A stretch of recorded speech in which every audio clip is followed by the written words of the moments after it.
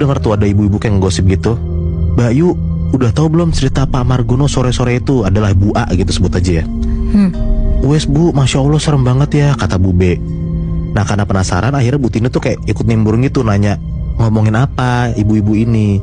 Si Ibu B ini bilang kayak, loh kamu gak tahu Pak Margono tuh ngeliat pocongnya Pak Jito gitu. Nah Pak Jito tuh warga desa yang tadi gue ceritain tuh, yang baru meninggal tadi. Bu B tuh cerita Pak Margono tuh ketemu pocong waktu pulang dari sawah sore-sore menjelang maghrib. Dan pas dia ngeliat, muka si pocong itu tuh muka almarhumnya Pak Jito. Ternyata kabar tentang Pak Jito jadi pocong tuh langsung santer tuh di kampungnya. Dan ternyata makin lama korban-korban yang ngeliat pocong Pak Jito tuh makin bertambah Nat. Banyak lah yang cerita akhirnya kan. Ada korban satu, dia bilang kayak, aku tadi malam pas pulang dari rumah temen dicegat sama pocong Pak Jito di tengah jalan. Ada korban dua kayak, aku juga pintu rumahku tadi malam diketok-ketok pocongnya Pak Jito.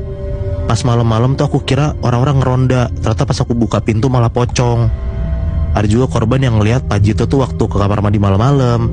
Ada juga korban lain yang diketok pintu rumahnya dan waktu ditanya siapa, warga itu tuh dengar suara Pak Jito jelas banget ngomong kalau diminta tuh tali pocong di kepala itu dilepas.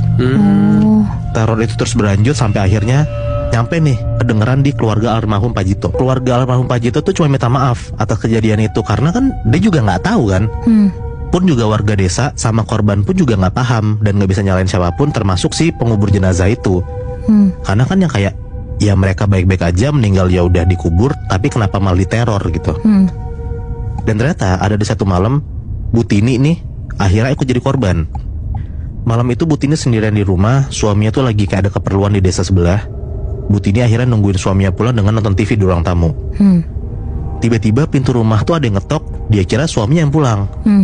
Dia cuma teriak tuh dari ruang tengah kayak, langsung buka aja, gak aku kunci. Tapi gak ada sautan dari luar pintu. Gak lama diketok lagi, tok tok tok tok tok.